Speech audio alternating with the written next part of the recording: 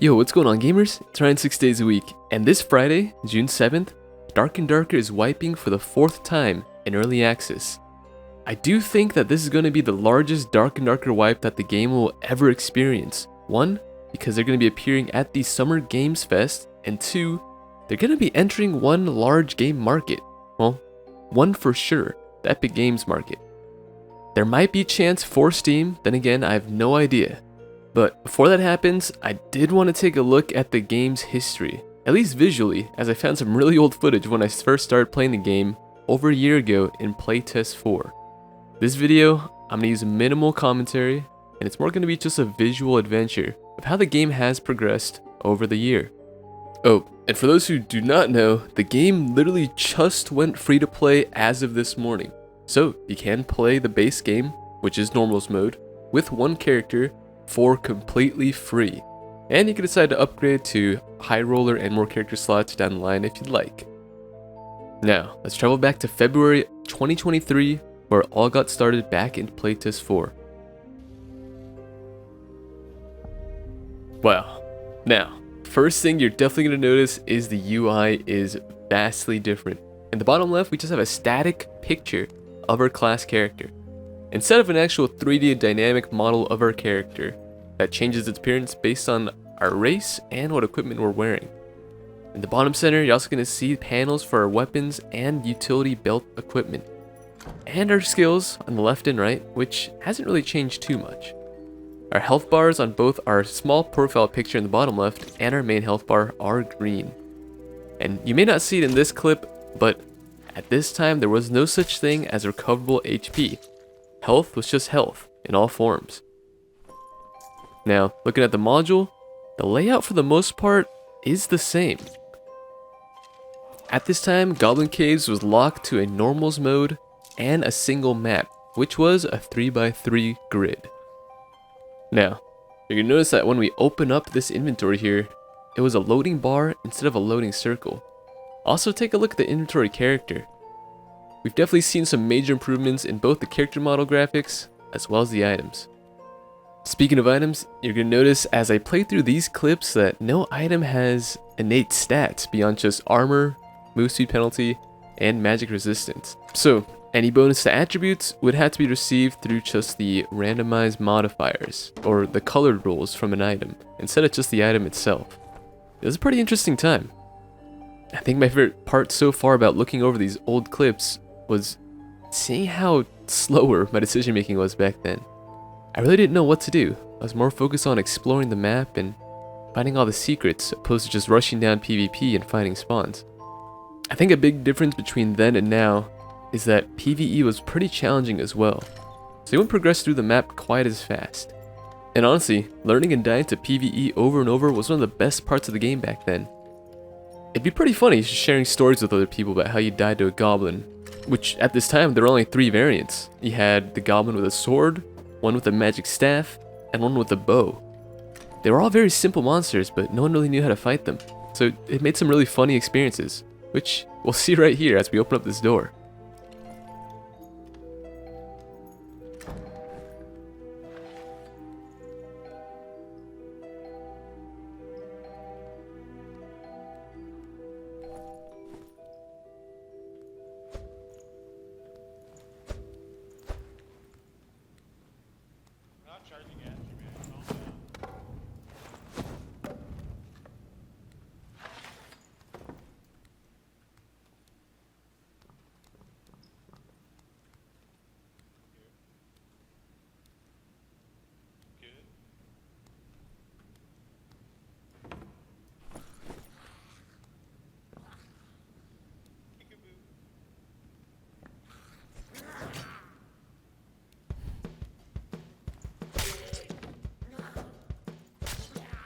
Alright, now let's take a look at one more clip of the Goblin Caves in Playtest 4, just to highlight the lighting, or the lighting changes that the game has gone through. So this module right here is the Cyclops room, or right above it, where you'd find a skeleton mage and sometimes a skeleton champion. One, you're going to notice that there's a lot less wooden structures in this room, a lot of it's just made from pure stone. There's also no water at the center of the room. Again, take a look at how dark some sections of the map are. I kind of miss that. Real dark areas. Made the game a lot more mysterious. Again, it could be just a map-to-map problem, but I do feel like now the maps are way more lit. A little too bright. Some people like that, of course. Makes combat a bit more straightforward and progressing through the map a lot easier.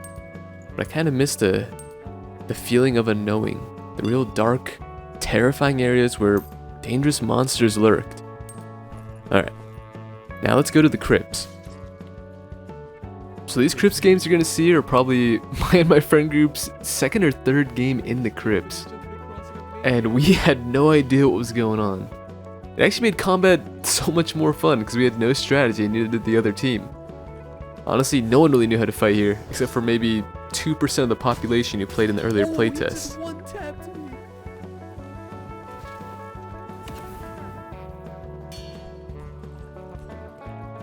I really like this third person look too because it really shows you how flat everything looked.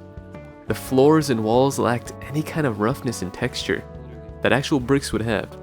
Now, it looks like a completely different game. The lighting too is a bit more orange here, I will say. It's all kind of like the same shade all throughout the map.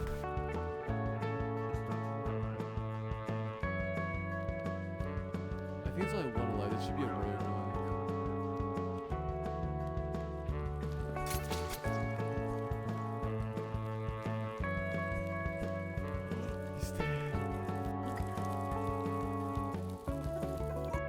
If you go up those stairs, they get stuck on that thing.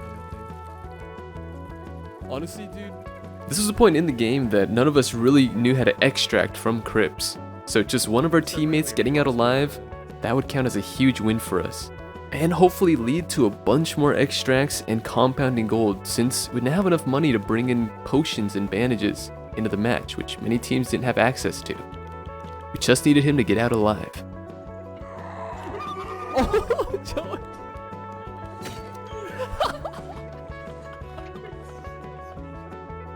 Now, finally, let's take a look at Playtest 4's Inferno. So this footage is actually a couple days after the playtest started. I think this is around day 4 of the playtest, and we really just wanted to take down one of the main game bosses. In this case, we really didn't know if it was going to be Lich or Ghost King, but we asked around and got some info on how to fight both, which you're going to see us apply here in this fight. Let's do this. I think survival mode might do just actually like 2. Circle looks fine though. Yeah, centered. So, similar to the crypts, you're going to notice that everything looks pretty 2D in terms of textures. There's just a lot of smooth surfaces and not much detail on the walls or floor. There's actually not much rubble anywhere, which is nice in a way. You're never really caught bumping into things. Kill dogs real quick. Actually, we don't need to. Wait, do we? Yeah, we should. Also, take a look at the arrow count in the bottom right. This is actually a period of time where bows did not require arrows as an item. So you essentially had unlimited shots, as long as you had a bow in your hand. I pulled both. Oh, they. Meditating. There's an archer behind us, heads up. Can someone clear that? Yeah. Shoot it.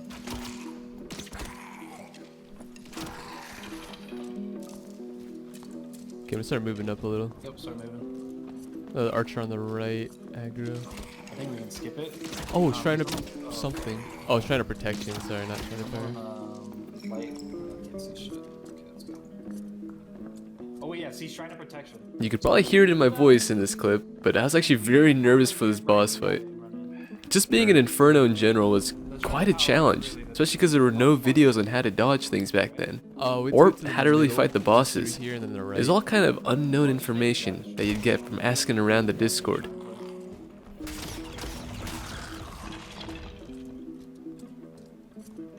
And then a left here, let's go down.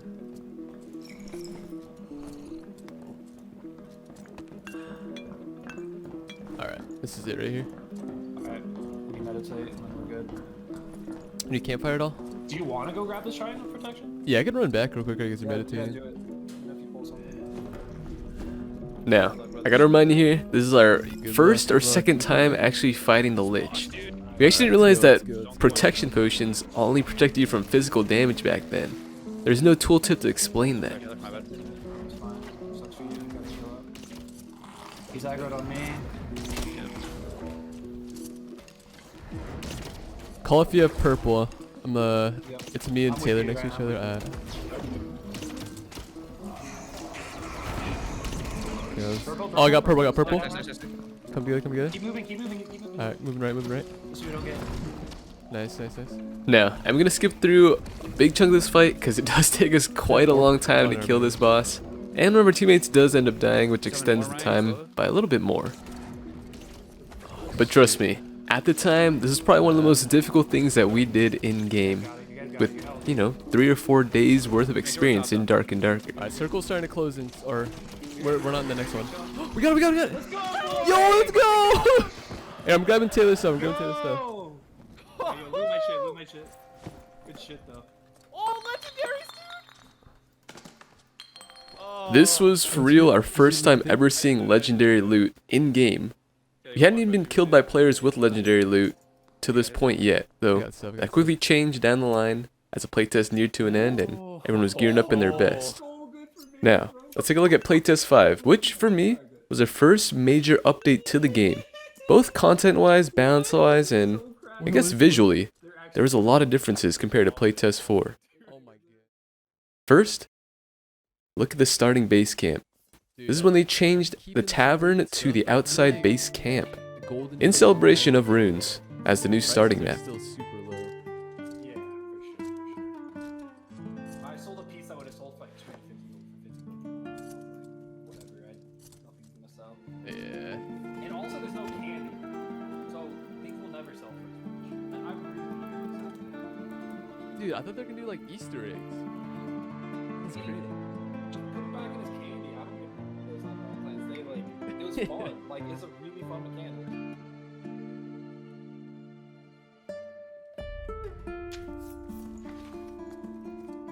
Like, David thought it was kind of weird that I liked that mechanic that much, but like, I don't know why it was so fun. Like, just checking your shop before every run to see if you got like a god piece. Just like a little bit of gambling. That's true. Yeah. We need some Gamba in here.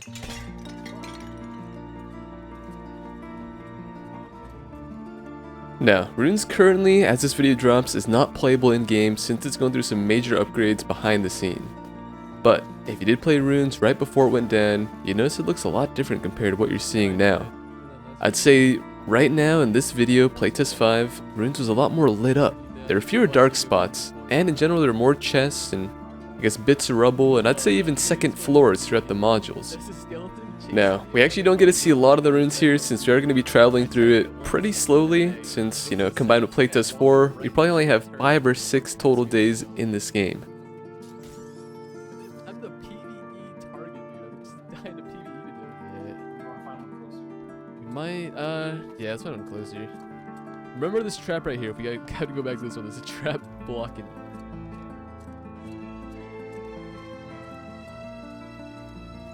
You looking at Ellie? Is this guy AFK?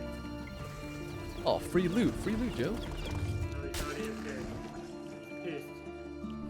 Oh, he is. Explosion bottle. That's Oh, huge. Joey with the stealth jump? I'm coming in behind him with the fireball out.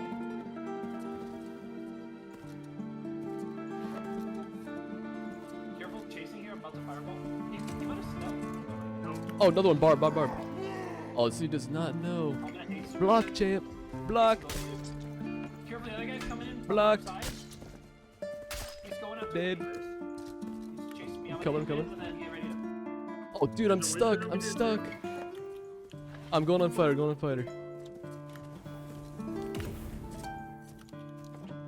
rehaste you guys. Oh, let's go for it. Go for the toe shot. I'm so good at this game. I didn't. Nice. Magic missile. Oh, you can hit it. Oh, he's fast as f- dude. I'm getting stuck on torches. No! I can't fucking hit this guy. I hate this area for fighting this mage. It's so hard. Facing you again, Ryan? I'm gonna hit this you here. You're gonna miss. Oh, nice, Joe. Oh my god, dude. Oh, that guy's fast, dude. No armor. Sprint. Alright, anyone see a staircase or are we... Can we start running back? Or- Dude, I think so. It's closing in. yeah, I'm gonna follow you, Ryan. I think you want to get there, yeah? Oh yeah. Oh, we gotta get there. I'm going. Go, go, go, go, go. Gee. No, get rid of the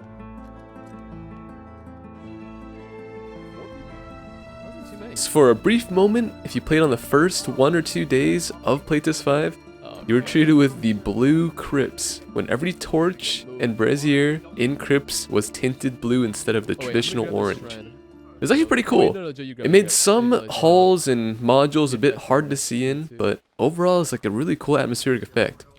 I wish I kind of brought this back, maybe for 1 or 2 days out of the year, just as a holiday event or something. It's such a cool experience, and different from what we're used to. Now, aside from the blue tint, the crypts did look a bit different. I mean, there's a lot more detail. Spiderwebs, rubble, random wood planks, and bones lying around. It felt more like a dungeon, opposed to just like an arcade dungeon. Chaperone, longbow. Grab this for David. That was gonna be tough. I can That kill guy's almost dead. Which guy? Oh, it's the archer. Nice. Oh, wait, one at your feet, one at your feet. Oh my god. They're sneaky. Hit with a car in the mouth.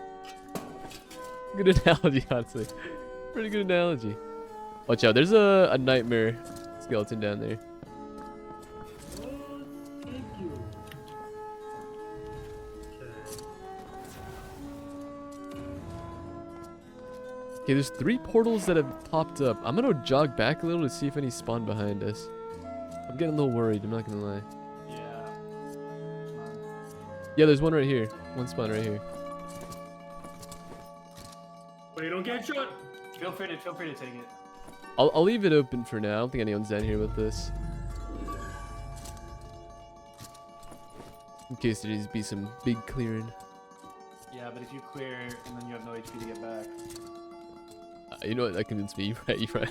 I'm out of meds. You boys are pros. You guys got this. Second, I'm pulling a guy in. Okay. Oh, that's a big boy. Alright, let me finish him. What? Yeah, felling axe skeleton is nuts, man. You have to like kite him around perfect.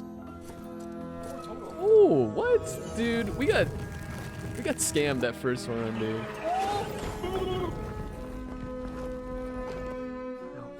You got this, you got this. Wait, I think you already opened it. No, I know. Shit, sorry. I thought you jumped on it right away. A little greedy, a little Yeah, I greedy, a gotta little watch greedy. these guys real quick. Look, I got the Santa hat on. Oh. So this is our first time actually seeing a bard in game since it was new to this patch. And yeah, we're all just curious about how these players would do since honestly, they were around our skill level at the time. Again, no one really knew how to properly dodge mobs besides the kiss and kite method. So everything was extremely dangerous, and it took a long time to clear through modules properly. I actually think this was the first update that they had different kinds of skeletons, beyond just the swordsman skeleton and the bow skeleton. In this patch they added the felling axe, the spear, the zwei, and a few rune-specific monsters like the dire wolf. There's a lot of boys about to. Wait, what? Did they do this? Oh, he's out. Oh, Bard, come on, Bard, come on, Bard. Oh, we just got one. Well, and now that brings us to our current era, early access.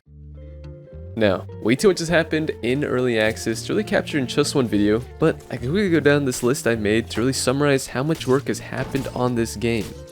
From the start of EA, Iron Mace released their new game launcher, Blacksmith, in-game cosmetic shop, with stat-altering skeleton and elf races, numerous character rollback fixes that plagued the early playtest, new skeleton warlord boss, new lizardman race, new orc race, new runes monsters and the features, updates to the bard class to give it loads of new songs and items, the release of the warlock class, the return of VoIP, Iron Shield anti-cheat, new weapons and consumables, new spells, more new runes monsters, new quests and crafting system, a complete rework of the armor stats, silvered weapons, new Cyclops solo boss, golden gear, a player reporting system, early forms of alchemy and herbalism, player death cams, the adventure rank framework, a new marketplace trading system, more skills and more perks, the new Ice Caverns map and monsters, release of the testing server, tons of new gear pieces, several UI improvements, even more crafting items,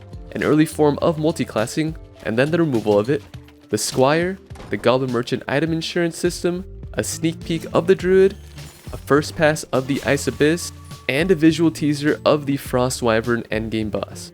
Now, there are probably tons of things that I've missed, but we'll save that for another time since I expect we're going to get a ton of new things to talk about when this game wipes on Friday and the new content patch goes live. Again, if you have been on the fence for trying out this game, this will be the best time to do so, as the base normals mode is now completely free to play. And hey, for anyone who hasn't played in a while, just take a peek on what happens this Friday to see if it's worth trying out again. I'll be streaming this game on Twitch whenever I can, so feel free to reach out to me there with any questions you have, or just leave a comment down below and I'll get back to you. Thank you as always for watching, and hopefully I will see you in the dungeon soon. Take care.